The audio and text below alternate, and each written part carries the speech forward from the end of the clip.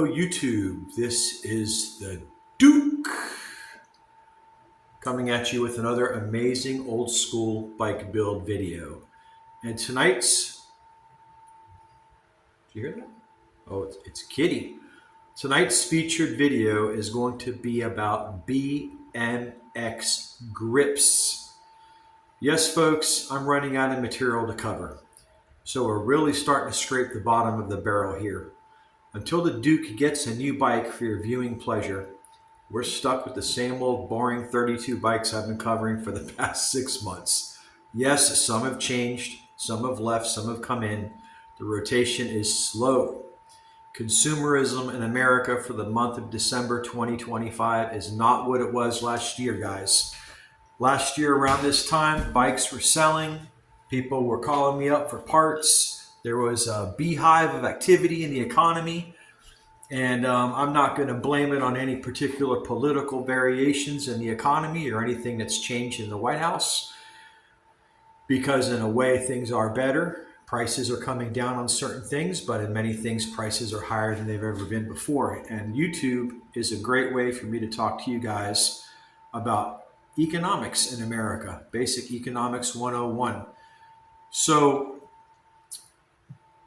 because of the economic outlook for this month being slow, because Christmas is only a week away and nothing on eBay is selling. If you take a look at the listings of the sold items, man, you can pick up a pair of Oakley B1Bs now for $200. And last year you couldn't touch a good set of B1Bs. We're talking about new old stock or new ones, not used ones. But you couldn't pick up a set for under $350, $400. I saw some of them selling for $500. But you know, it's weird because then you got these sellers on there like Lamborghini Kid, who sells a lot of really high-end BMX products. And he's not a kid. He's an older guy from our generation. That's his call sign. But I mean, I look at his listings and he sells incredible stuff. And like I said, I talked to you guys about these JMC pads that are new in the package from like 1983. And the dude just sold them for over $1,000 for 2 pads, a bar pad and a frame pad. And you know what I'm going to do in this video? We're going to talk about grips and pads. I don't want to just talk about grips because there's not enough there. So we'll also talk about some of the pad sets that are on my bikes, who designed them, what influenced them, why we needed to bring them out in BMX racing, why we eliminated them in freestyle in most cases. And you know, we'll make a video on pads and grips. So guys, without any further ado, let's take a look at some bikes. Now, before we start, we have to say hi to Kitty. She had a UTI infection and we had to take her to the vet today and give her a $200 antibiotic injection because she has had blood coming out of her urine and she has not been feeling good. Man, my kid has probably about $3,000 invested in this cat. It is a stray. She had some problems, but he loves her. And when you love an animal, you make sacrifices. Personally, if I had the $3,000, I'd probably try to pick up another really cool BMX bike, but I understand why he did it because she is, and yes, she loves my chair. And I'm going to freak out if she ever jumps up on my top shelf here and destroys my vintage 1977 through 1981 Burger King Star Wars glasses. Guys, do you remember when we were kids and they would sell you these things for, I think, $1 with unlimited free Cokes? I mean, they were just so cool. They used this transfer on material that went on the glass. It was just so brilliant in color. And it was like a cartoon on your Coke glass. And then, you know, of course, the 1977 vintage original 12 Star Wars figures I've got with the glasses, you know, and of course, my 2 favorites, R2-D2 and 3PO, and of course, Farm Boy Luke. But man, that Coke always tasted so much better when you had it in that cold, crispy glass and you put that to your mouth. You could probably think back and remember very well. And that probably influenced us all today with our rum and Cokes that we drink in really thin glasses as well. Probably some psychological connection there that we just haven't really been able to identify. But let's take a look at some bars and some pads, guys. I'm not going to put the bikes up on stands. We'll walk around. For those guys that are new to my channel, welcome. Thank you for spending time with the Duke and taking a look at some of the bikes in my collection.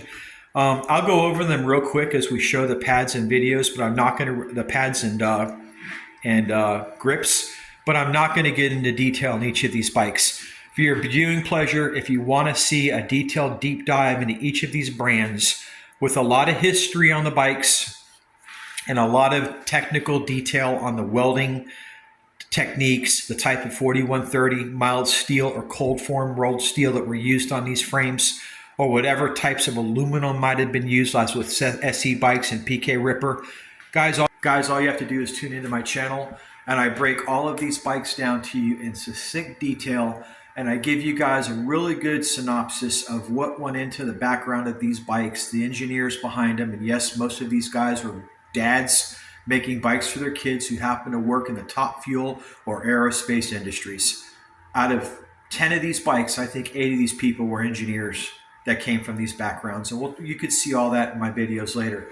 For now, let's talk about some BMX grips and some pads. Okay guys, this is the 1981 GT BMX Pro, otherwise known as a Nora or a, well, I don't think the Nora was out in 81, although it does have a Nora sticker. Okay, so yeah, I guess this is a Nora bike.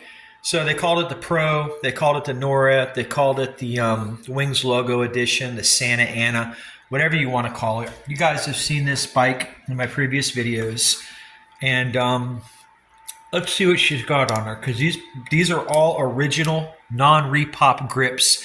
So yeah, you got a set of AMEs on here. These are just some standard one-piece AMEs with some really cool donuts on the inside.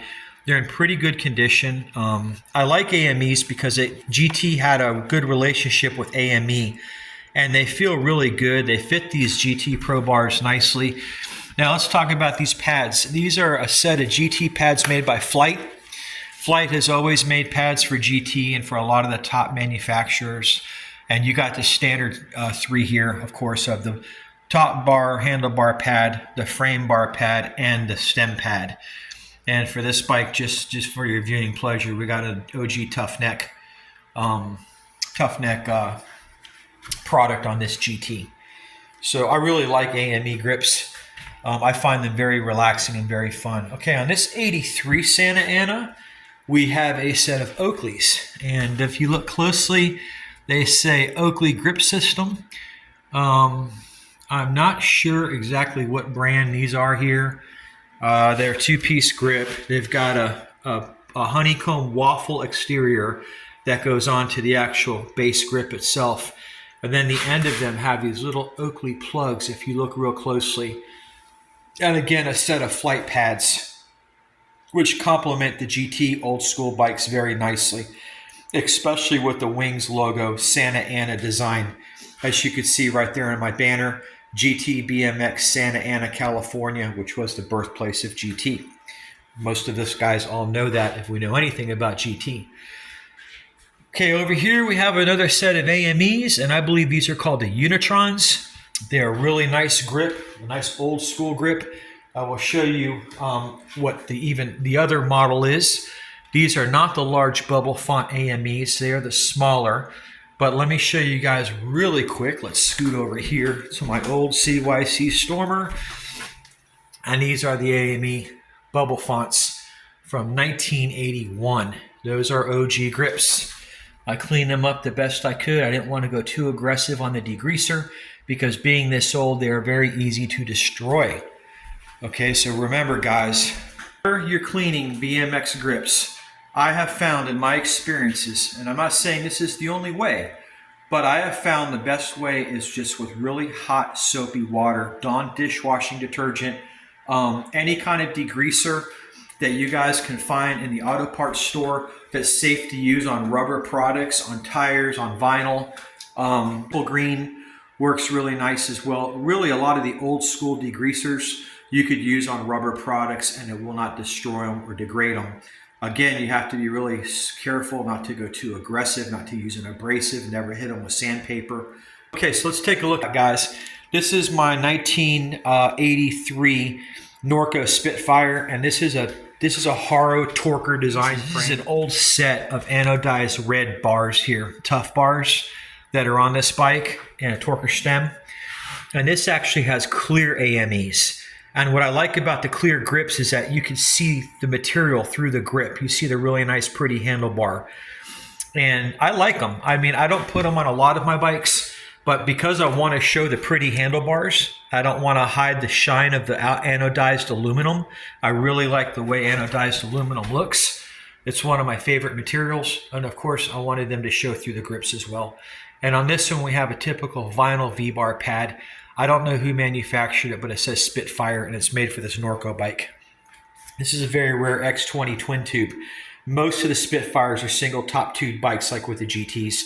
Most standard BMX bikes, they're very hard to find the twin tube Norco Spitfire X20. And you can see the decal right there actually specifies Spitfire X20 twin tube. Really, really nice. And if you see back there peeking behind in the back, there's a set of 3-piece GT cranks with the wing logo engraved into the actual power disc, and a contrasting black chainring with that old, Odyssey type of circle with a polished edge, Really, really blinged out nice. Let's take a look at the Panther. What do we have here? Okay, we got a set of very basic copy Oakley grips.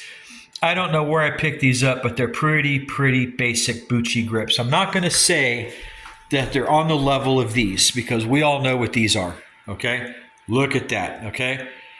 Take a look at this right here. OGK 10.5 circle. Believe it or not, the OGKs are made in Japan. And guys, if you've watched my previous videos, you know that Duke says that Japan makes the best stuff. It's just not an aesthetically pleasing grip, but it's Japanese made, so I can't knock it. So let's take, this is just a standard $7 repop of a version of an Oakley B1B grip. A copy of this over here on the GT. That is the real McCoy, and that is the imitation. We'll call this imitation. We won't call this fake, because it's real. It's not fake. But it's not a bad looking grip, guys. You know what, guys? Let's talk about this real quick. You don't have to spend crazy money on grips on your bikes. Yeah, we all want the Oakleys. We're consumers. We're 80s kids. We wanted to have the best of the best. I mean, for crying out loud, our parents tried to get us Cabbage Patch dolls in 1983. Now, personally, I didn't want a Cabbage Patch doll. 1983, I wanted a Star Wars ship. I can't remember which one it was, but it was not a plush toy. But the fact is, we want the best stuff. It's the way we were raised. And we all want Oakley grips, but we all can't afford to put $300 or $400 grips on bikes, and it would be kind of foolish to spend that on grips, because there's so many nicer things you can buy when you're on a budget than a set of $300 or $400 hand grips. I mean, guys, let's take a look at the grips on my Torker. This is an 85 Dodson Torker. The first year they decided to go to Taiwan, and I get confused sometimes with Koizumi in Japan and Dodson. Another set of AMEs. And yes, I did a video on all my twin tube bikes. You guys are welcome to look at it. I called it the twin tube trifecta. And I give you guys a really deep dive into Torker, into Supercycle, and into Norco, and into Haro, and all these bikes and their relationship. And no, Haro is not related to any of these, because Bob made his bikes in a completely different factory in Taiwan. And I talk about that in my video as well. We talk about where his bikes were manufactured and the similarities, how they verged from Torker, when they were the same bikes as Torker, because at one time they were made together in the same plant, but then they broke away and they went on their own around 1984, I believe. Take a look at my video and I give you guys all the goodies about who made the bikes for Bob Haro in Taiwan. Now, we have Torker pads on here, and no, these are not originals. If they were, they would be worth close to $600 or $700. These are a really nice set of high quality aftermarkets. They're very nicely padded, just like the originals. They're not cheap at all. The material feels really subtle and soft. They're nice pads. I think I picked these up for under $100. Set of AME grips, the Bumblebee black and yellow. Looks beautiful. CW.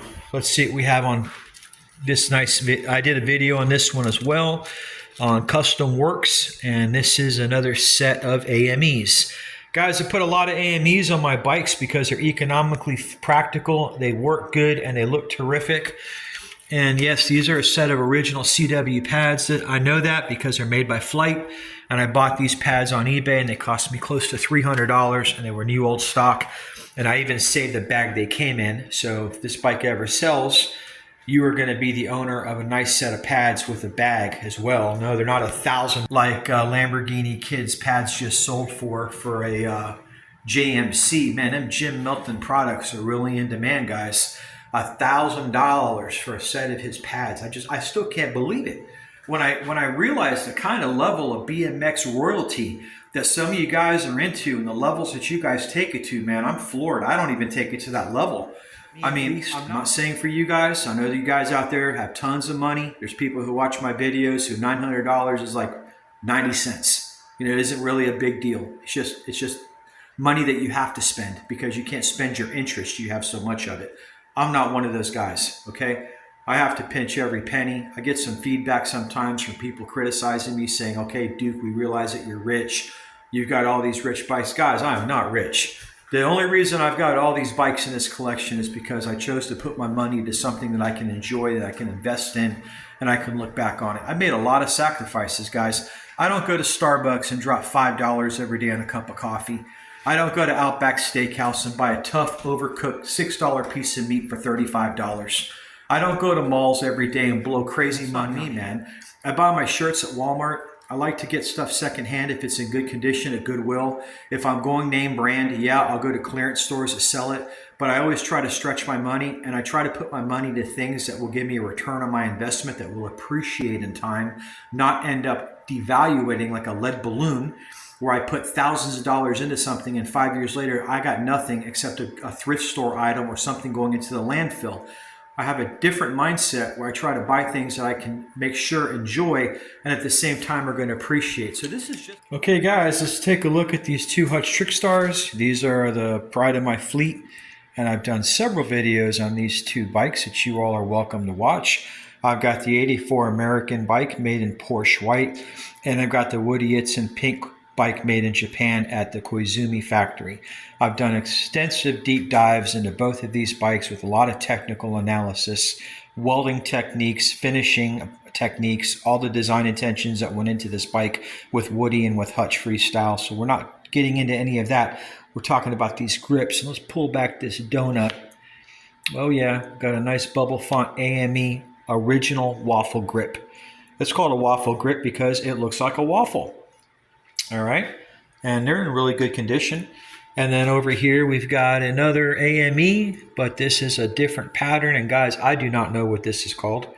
If anybody wants to chime in and let us know what this pattern is called on this grip, all I know is that it's a really nice something like this. So yeah, we got AMEs on this. We don't have pads on this bike really because it's a freestyle bike, and freestyle bikes typically don't have pads.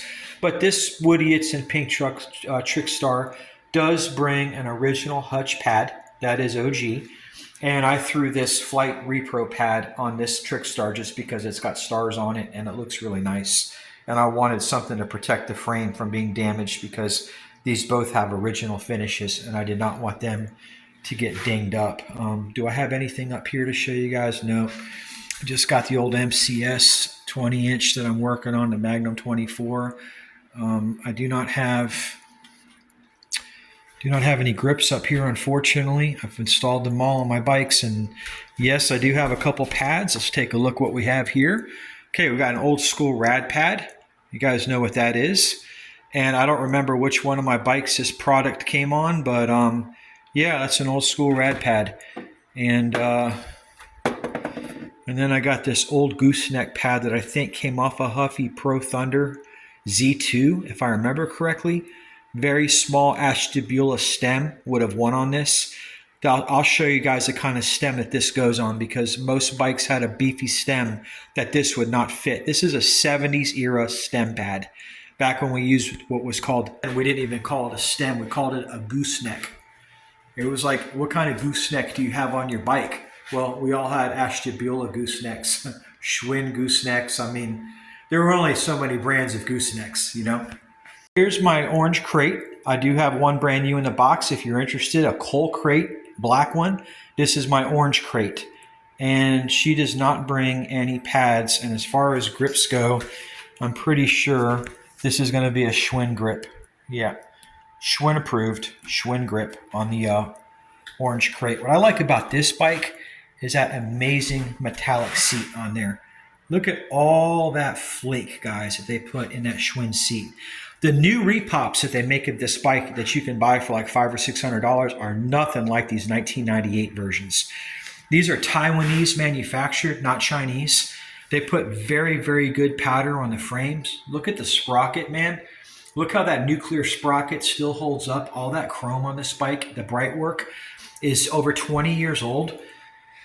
Heck, 98, 2008, 2000, almost 30 years old, guys. And look how well this stuff has held up. I mean, look at the front Springer shock and the fender. This is all original, guys, and it has held up amazingly well.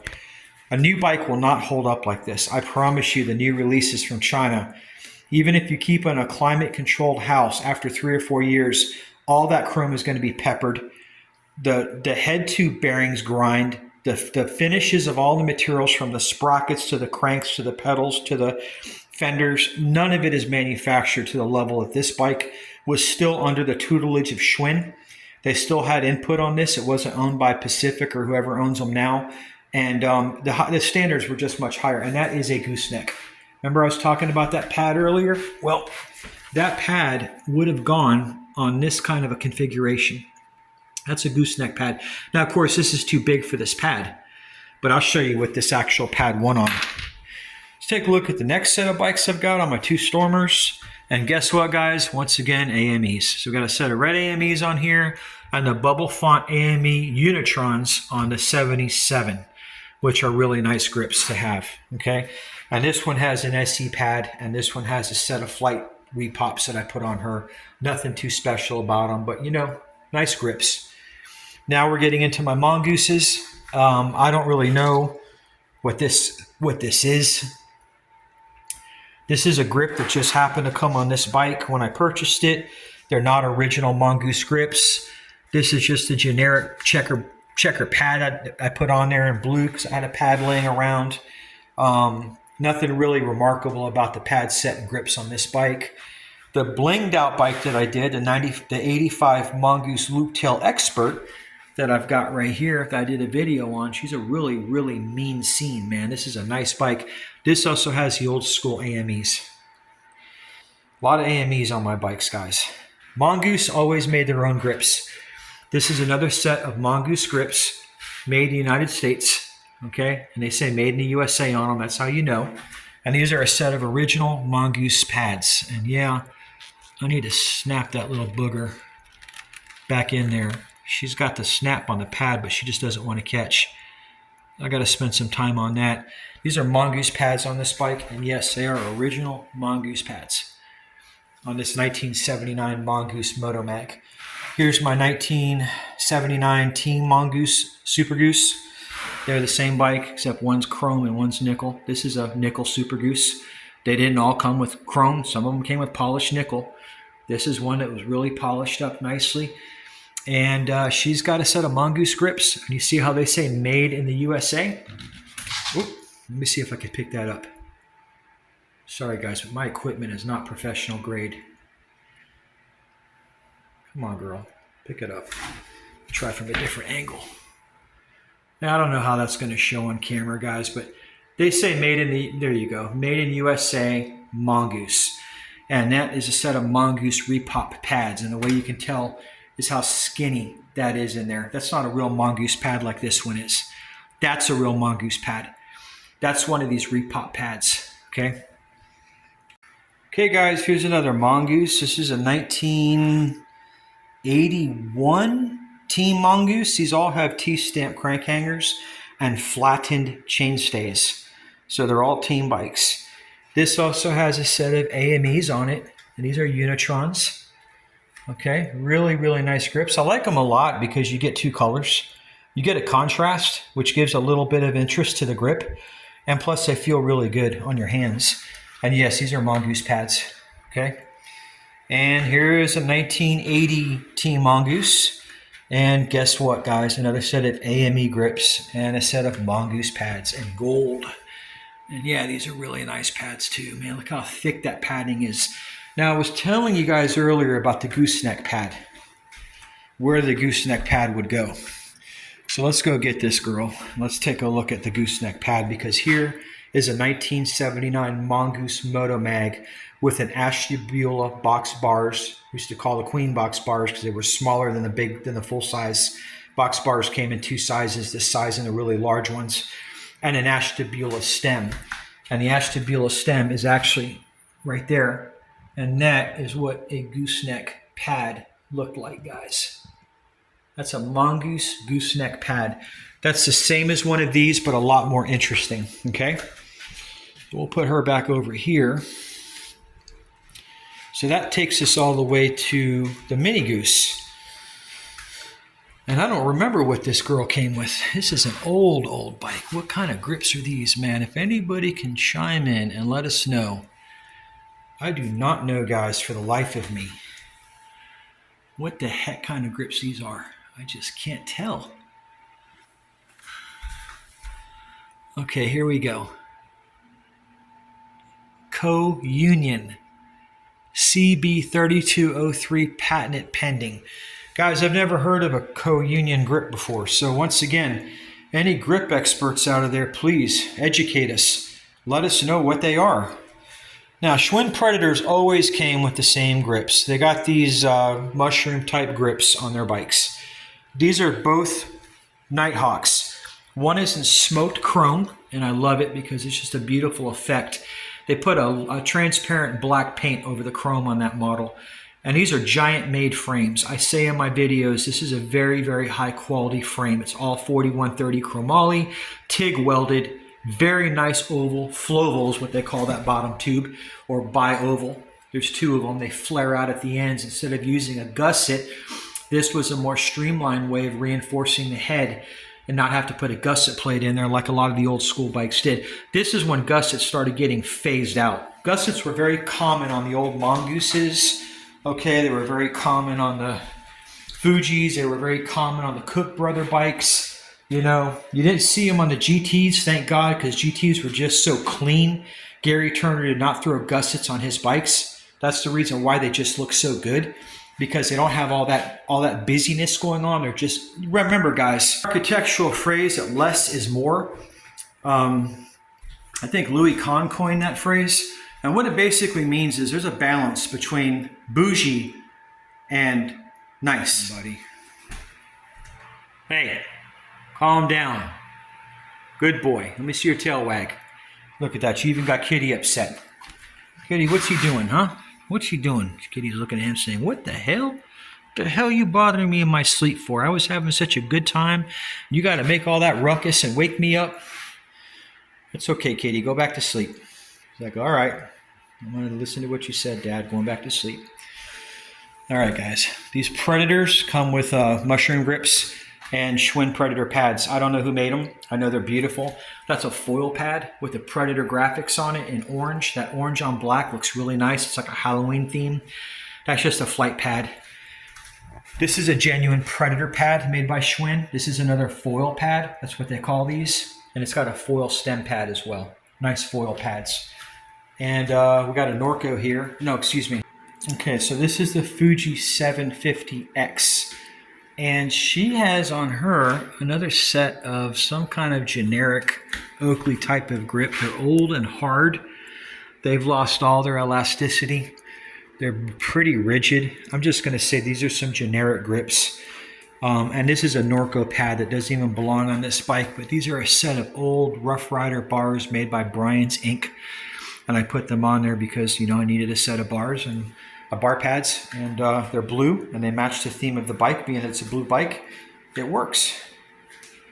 And here's another set of generic mushroom grips on this entry-level Fuji. No way these are the original grips. God only knows what happened to them, and the person I picked up this amazing bike from went a little bit cheap on the grips, but you know what? That's okay, because everyone's got a budget. Not everybody can spend a fortune on grips. It does have this really nice old school BMX pad. See how thick the old school pads were? They really protected a kid when they were on the bike from the... Okay, now we have a 1979 Cook Brother racing bike. I did a few videos on these bikes. And no, I did not go crazy and install a super expensive set of grips on these. These are original old school Auris, made in Colorado. They're new old stock. I opened up the bags. I probably shouldn't have because the bag was stamped like 1981, but I really wanted a set of new old stock grips that were period correct to go on these amazing bars. And this brings a zap pad with a nice little lightning bolt on her. And I really like zap pads. They're beautiful pads, and they're economical and they get the job done. And we're going to wrap this video up with my beautiful chrome and black Huffy flatbed, which is a GT inspired frame.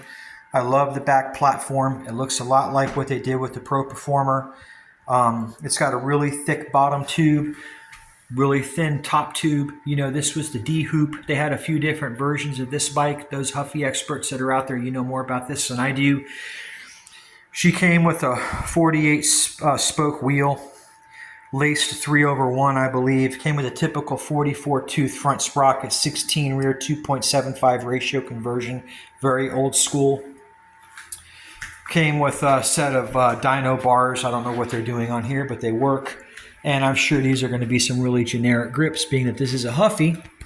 Okay guys, so that's going to wrap up this video on BMX grips and pad sets. I hope you enjoyed this video and it taught you something about the most essential parts of a BMX bike, which is your grip and your protection. And if you're new to my channel, my name's Duke. I specialize in old school 1970s and 1980s BMX bikes. I invite you to subscribe to my channel. If you want to see a detailed deep dive, as I've said, on any one of these particular bikes, you can go in there and you can take a look at all the bikes that I've loaded up. And I've done a lot of technical analysis, a lot of narrations, and a lot of just shop talk on these bikes, and a lot of deep dives into the mindset of American consumerism at the time and what was motivating all of us kids back then to decide what particular brand of bike to buy, which one was the best, which one fit our budget the best.